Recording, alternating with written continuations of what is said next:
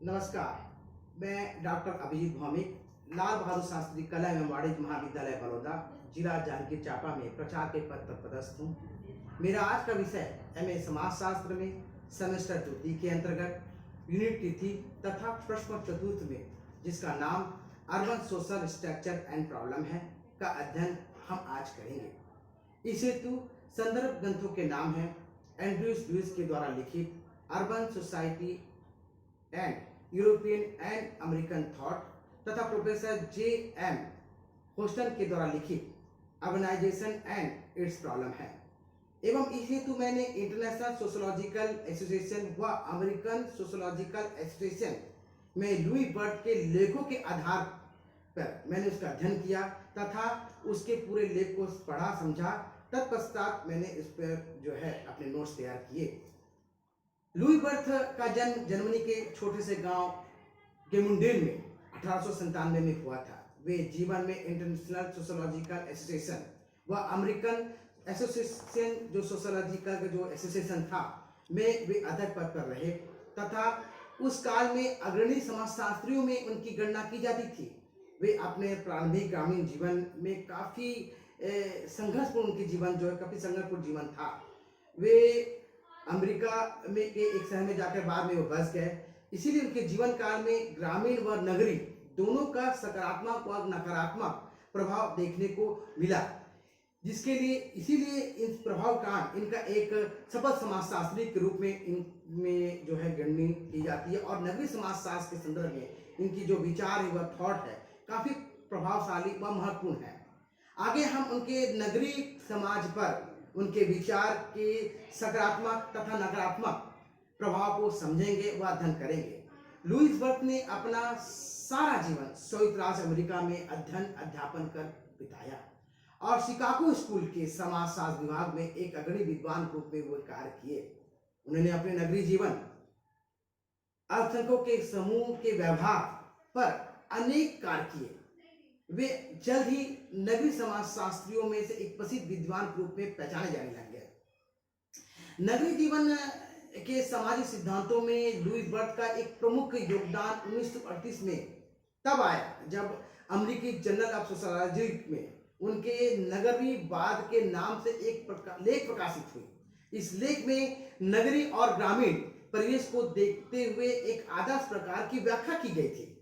उनका शोध अधिकतर इस बात पर संबंधित था कि कैसे यहूदी अप्रवासी ने नगरीय अमेरिका में जीवन को समाजित कर उसे प्रभावित व विकसित किया। साथ ही नगर की विशिष्ट सामाजिक प्रक्रियाएं में ग्रामीण जीवन को कैसे प्रभावित किया, इस पर उसका अध्ययन पूरा जो है केंद्रित था। लुई बर्थ कहते हैं कि नगरीवाद सामाजिक संगठन का एक रूप है जो संस्कृति के लिए हानिकारक है, क्योंकि शहरों में तेजी से बढ़ते जटिल जीवन में वह प्रगति जो है परंपरागत संस्कृति को जो है एक प्रकार से कमजोर कर रही है या नष्ट कर रही है। हम मूल सिद्धांतों को छोड़कर आधुनिक परंपरा की ओर जा रहे हैं, ऐसा लुई बर्थ कहते हैं। लुई बर्थ के अनुसार नगरीवाद हमारे प्राथमिक संपर्कों के लिए जो संपर्क सूत्र है वे नाते रिश्तेदारी के संबंध को कमजोर कर रहे हैं, ऐसा वो कहते हैं। लुई बर्थ का यह भी मानना था कि नगरीकरण परिवार के सामाजिक महत्व को गिरा रहा है या उसमें गिरावट ला रहा है तथा आसपास के जो संपर्क है को जो कमजोर कर रहा है। वह सामाजिक एकजुटता को नगरीकरण जो है एक कमजोर करती जा रही है, ये लुई बर्थ का मानना था। इसके बाद लुई बर्थ ये भी कहते हैं कि लुई बर्थ परिवार की एकता पर शहर के प्रभावों से भी चिंतित थे। वे कहते थे कि उनका मानना था कि नगरीकरण एक निम्न और घटती नागरिक संपर्कों की ओर जा रहा है, अर्थात एक नगर में एक व्यक्ति दूसरे व्यक्ति के संपर्क से दूर हटते जा रहा है और एक औपचारिक संबंध की ओर जा रहा है, ऐसा लुई बर्थ कहते हैं। लुई बर्थ के अनुसार नगरीकरण से शादी स्थगित हो रही है और एकल लोगों के अनुपात बढ़ रहा है। जिससे अलगाववाद व आपसी असमंजस की अभाव देखने को मिल रहा है। ये उनका मानना है, मतलब विवाह जो है एक कमजोर होती जा रही है, पति पत्नी के बीच एक प्रकार का अलगाववादी आ रहा है या इनमें कम्युनिकेशन का गैप आ रहा है, ये नगरीकरण से हो रहा है, ऐसा लुईस बर्ट का मानना था। किंतु जहां उन्होंने नगरीकरण के जीवन के समाज पर पड़ने वाले नेगेटिव इम्पैक्ट या दुष्प्रभाव के बारे में प्रकाश डाला, वह उन्होंने कुछ सकारात्मक पहलू पर भी उन्होंने चर्चा करी है। उन्होंने लिखा कि हमारी सभ्यता ने आधुनिक महान शहरों के विकास के लिए अच्छी तरह से सहयोग भी प्रदान किया है, क्योंकि महानगरीय सभ्यता सबसे अच्छी सभ्यता के सहयोग के बिना असंभव है। कहने का मतलब है कि अगर हमारी सभ्यता सभ्य नहीं है तो नगर सभ्य कैसे हो सकता है। इसीलिए नगरीकरण में सभ्यता में हमारे आसपास की सभ्यता, चाहे वो ग्रामीण सभ्यता क्यों ना हो, हमारी संस्कृत सभ्यता क्यों ना हो, वो नगरीय सभ्यता को प्रभावित करती है या विकास में मदद करती है। अर्थात उनका मानना था कि हमारी सोच ही शहर के अच्छे व बुरे प्रभाव को निश्चित करती है, जिसमें एक विकसित ग्रामीण सभ्यता व सकारात्मक सोच उस शहर के विकास के दिशा में को एक दिशा प्रदान करती है, ऐसा उसका कहना है। वे कहते हैं शहर जो है स्वतंत्रता और धन अर्जन का केंद्र बन गया, मतलब हमारा सोच जो है स्वतंत्र हो गया है शहर में आने के बाद, और धन अर्जन करना या व्यापार व्यवसाय का एक केंद्र बनकर रह गया, और जो एक स्वाभाविक बात भी है। शहर हमारे प्रगति का घर है, ये एक पॉजिटिव थॉट उसने बताया है। आविष्कार की शाला है, क्योंकि जितने भी आविष्कार हुए हैं उनका मानना है कि शहर में हुए हैं, और विज्ञान की एक प्रयोगशाला भी है, क्योंकि कई आविष्कार शहर में भी हुए हैं और प्रयोगशाला के रूप में हुए हैं। आज हमारी सभ्यता का इतिहास शहरों के इतिहास के संदर्भ में लिखा जाता है, और ये अजीब बात भी है, क्योंकि हम जितने भी इतिहासकार को, अधिकांश इतिहासकार देखते हैं, वो शहर के डेवलपमेंट को, शहर के नेतृत्व को या इतिहास को ज्यादा हाईलाइट करते हैं, ऐसा लुईस बर्ट का कहना है। लुईस बर्ट ने जीवन के एक तरीके के रूप में नगरीवाद पर अपना विचार नगरी जीवन के विकास पर गहरी छाप छोड़ते हुए कहते हैं कि क्या आप कभी बड़े नगर में गए हैं या वहां रहे हैं? अगर आप नगर में गए हैं तो आपने ग्रामीण परिवेश की तुलना में इसे अब कैसे अलग महसूस कर रहे हैं? जब आप घूम रहे हों तो क्या आप अजनबियों को नमस्ते करते हैं? क्या आपने कभी सोचा है कि वास्तव में क्या एक शहर को शहर कौन बनाता है? ये प्रकार के सवालों की झड़ी लुईस बर्ट ने समाज के सामने रख दी। मतलब तो कहना था कि शहर में एक अनजान व्यक्तियों से के साथ हमारा संपर्क कितना दूर होते जा रहा है, हमारे संपर्क सूत्र कितने कमजोर होते जा रहे हैं, ये उसमें विचारों में कहा है। पति समाजशास्त्री बाद में उन्होंने कहते हैं लुईस बर्ट की, इसी तरह के सवालों की झड़ी लगाकर उन्होंने लैंडलिज्म एंड लाइफ ऑफ लाइफ नामक अपने एक ऐतिहासिक एक लेख लिखी थी।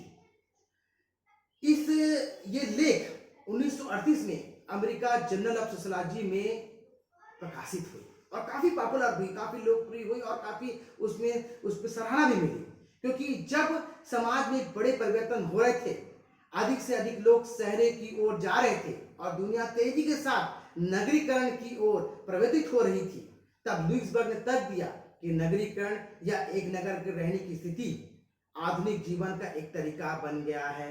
ये कहने का उनका तात्पर्य था कि एक आधुनिक जीवन का तरीका बन गया है, हम नगर में रह रहे हैं तो आधुनिकता से हम अपने आप को दूर नहीं रह सकते।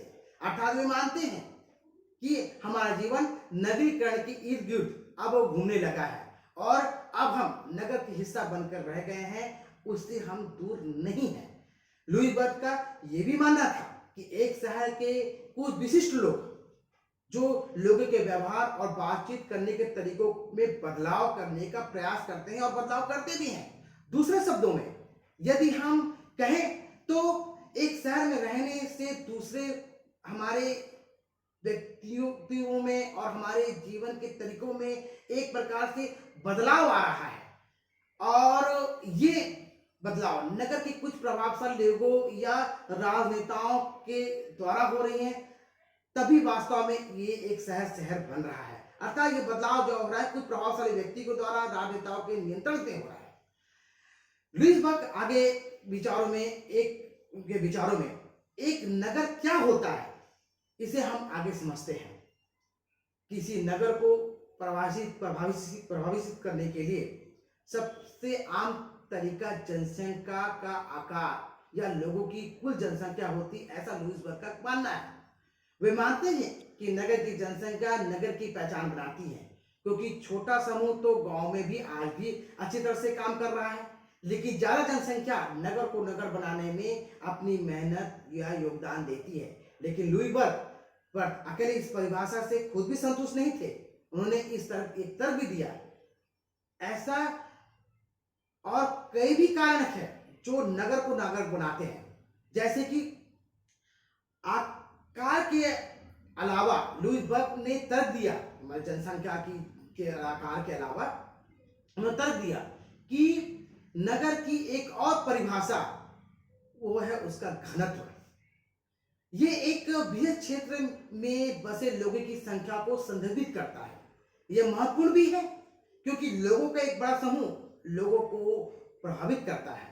अर्थात वे मानते हैं कि ग्रामीण परिवेश में जहां बसावट दूर दूर होती थी और घनत्व कम होता था, लेकिन नगर में लोग आसपास रहते हैं क्योंकि उनकी आवश्यकताएं आसपास रहने से पूरी होती हैं और उसका बसावट भी घनत्व में रहता है। यही उसकी दूसरी विशेषता है। अंत में लुईसबर्ग का मानना है कि सामाजिक विविधता, ये तीसरा पॉइंट उनका नगरी की विशेषताओं में तीसरा पॉइंट उनका यह है कि सामाजिक विविधता एक नगर की तीसरी परिभाषा के रूप में वे देखते हैं। इस संदर्भ में विविधता विभिन्न नस्ली और जातीय समूह के संदर्भ में उन्होंने कहा है। वे कहते हैं कि इस संदर्भ में उनका मानना है कि नगर में रहने वाले लोग किसी एक जगह से आकर नहीं बसे हैं, वे आसपास के जगह से आकर के इस नगर के सामाजिक विविधता को पहचान बनाए हैं और वे उस जगह में रहे, इसलिए नगर में सामाजिक विविधता देखने को मिलती है। अब जब हम जानते हैं कि बर्थ एक नगर को कैसे परिभाषित करेंगे, तो आइए अब इस बात को भी हम आगे बढ़ाते हैं कि उसने शहर में रहने वाले एक व्यक्ति के गुणों को परिभाषित करने के रूप में क्या देखा, ये भी हम देख लेते हैं। दूसरे शब्दों में लुईसबर्ग का मानना था कि जब आप किसी नगर में रहते हैं तो कुछ चीजें आपके अनुभव के बिल्कुल विपरीत वो नहीं होती है, और जो स्वाभाविक होती है, क्योंकि हम ग्रामीण परिवेश से आते हैं तो कुछ विपरीत तो शहर में देखने मिलता ही है। और उसके साथ ही उसने सामंजस्य कर अपने नगर में रहना सीख भी जाना पड़ता है, ये भी उसने इस अपने लेख में लिखा है। लुईसबर्ग के अनुसार हमारे जीवन में नगरीकरण का प्रभाव पड़ता है। इसे कुछ इस तरह से हम समझ सकते हैं कि सबसे पहले लुईसबर्ग ने शहर को व्यक्तिवाद को बढ़ावा देने वाला के रूप में बताया है। ये उनका एक थॉट है।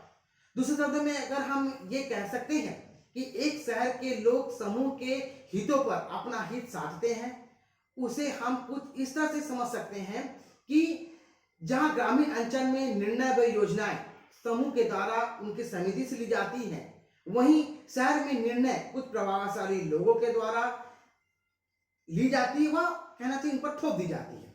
दूसरा, उन्होंने एक दूसरे के प्रति अज्ञानता व दूरी, माने एक व्यक्ति के दूसरे व्यक्ति के बीच अज्ञानता व दूरी को शहरों की को परिभाषित करने की विशेषता के रूप में बताया है। शहरी निवासी एक दूसरे को अच्छी तरह से नहीं जानते, उन्होंने ये भी बताया, या यूं कहें कि जानने की कोशिश भी नहीं करते। शहरी निवासियों के लिए रिश्तों का मतलब औपचारिकता है या अव्यक्तिवादिता है, ऐसा उनका कहना है। और हाँ हेलो तक उनका संबंध सीमित रहता है, या जब जरूरत पड़ी तब वो संपर्क साधते हैं, ऐसा उनका मानना है। लुईसबर्ग का यह भी मानना है कि शहरी जीवन सतही स्त्री का होता है, माने स्तर एकदम प्रारंभिक स्तर का संबंध होता है, बहुत घनिष्ठ नहीं रहता शहरी जीवन में एक दूसरे के बीच संबंध। और हम कई लोगों के साथ बातचीत जरूर करते हैं, लेकिन उनका ये मानना है कि ये वो केवल एक सतही स्त्री का एक औपचारिक मेल मिलाप करता है। लोगों के साथ घनिष्ठ संबंध विकसित करने या बनाए रखने के बजाय हम शहर में दिन प्रतिदिन के आधार पर इतने लोगों के साथ बातचीत करते हैं कि हमारे रिश्ते क्षणभंगुर मतलब क्षणिक व सतही हो जाते हैं और हम अपने आप को अलग थलग महसूस करने जा रहे हैं। ये शहर की परिभाषा उन्होंने बताया। दूसरे शब्दों में बर्थ ने बताया कि जब हम शहरी स्थानों में रहते हैं तो हम शहर के अधिकार के कारण अधिक लोगों को नहीं जान पाते, और स्वाभाविक बात है, बहुत बड़ा शहर होता है, लोगों की बसावट घनिष्ठ होने के बाद भी बहुत बड़ा शहर होता है, इसलिए एक दूसरे के जो हम अच्छे से नहीं जान पाते। लेकिन हम बस उन लोगों को व्यक्तिगत तरीकों से, व्यक्तिगत कारणों से ही जानते हैं। वो रिश्तों पर गुणवत्ता की मात्रा को कमी के रूप में, नगरीवाद को विशेषता के रूप में देखते हैं। ठीक है। अंत में बर्थ ने अपने लेख में लिखा है कि नगरीय निवासी क्षणिक है। उनका मतलब है कि वे अपने पड़ोसियों के साथ बहुत अधिक संबंध रखने में एहसास महसूस करते हैं। तो इस प्रकार से निष्कर्ष से निकलता है कि वे नगरीय जीवन में जहां विकास की को प्रयोगशाला समझते हैं और प्रगति की प्रयोगशाला समझते हैं, वहीं संबंध की औपचारिकता को निभाते हुए विकास को उन्होंने देखा है कि नगर जो है औपचारिक संबंधों के आधार पर धीरे धीरे विकास कर रही, यही है, और हमारी संस्कृति इससे प्रभावित होती है, ऐसा उनका ये मानना था। नमस्कार।